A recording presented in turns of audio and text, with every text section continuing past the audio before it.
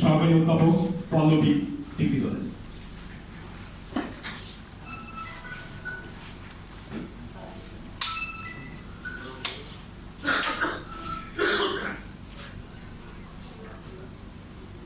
উপস্থিত প্রিন্ট ও ইলেকট্রনিক মিডিয়ার সম্মানিত সাংবাদিকবৃন্দ, উপস্থিত আমার সহকর্মীবৃন্দ, দেশের বিভিন্ন প্রান্ত থেকে যারা এখানে কষ্ট করে এসেছেন, অষ্টম এনটিআরসি পরীক্ষায় উত্তীর্ণ এবং ভাইভা প্রত্যাশী সহযোদ্ধাবৃন্দ, আসসালামু আলাইকুম। শুরুতেই সবাইকে ধন্যবাদ জানাতে চাই যে একটি হোয়াটসঅ্যাপ প্ল্যাটফর্মের মাধ্যমে সংযুক্ত হয়ে আমরা একত্রিত হতে পেরেছি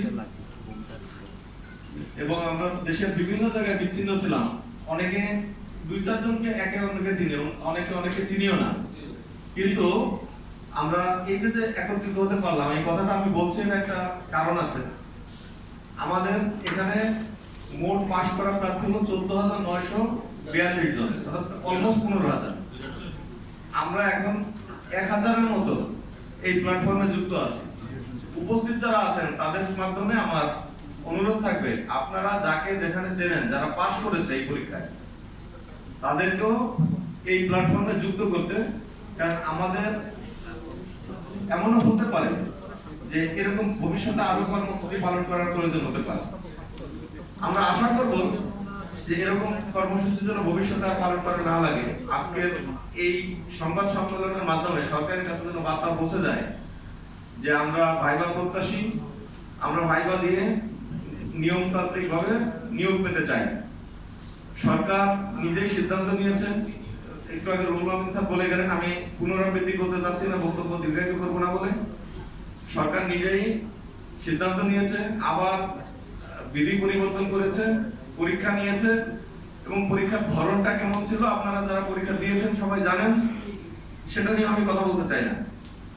তো এত কিছুর পরে আমরা এখন অপেক্ষায় রয়েছি ভাইভা দেওয়ার জন্য।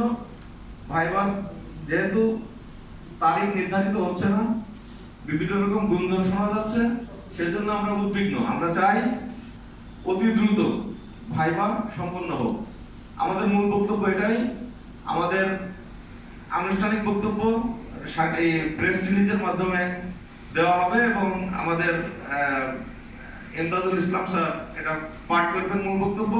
সেজন্য সে বিষয় নিয়ে আমি আর কথা বাড়াতে চাচ্ছি না, কিন্তু আমার আপনাদের সবার কাছে অনুরোধ, আজকের যে অনুষ্ঠানটা, এটা আমাদের সমমনা যারা, অর্থাৎ যারা আমাদের সাথে দেশের বিভিন্ন প্রান্ত থেকে পাশ করেছে এবং আজকের এখানে উপস্থিত হতে পারেনি, আপনাদের মাধ্যমে আমি চাই যে সবার কাছে পৌঁছে দেন।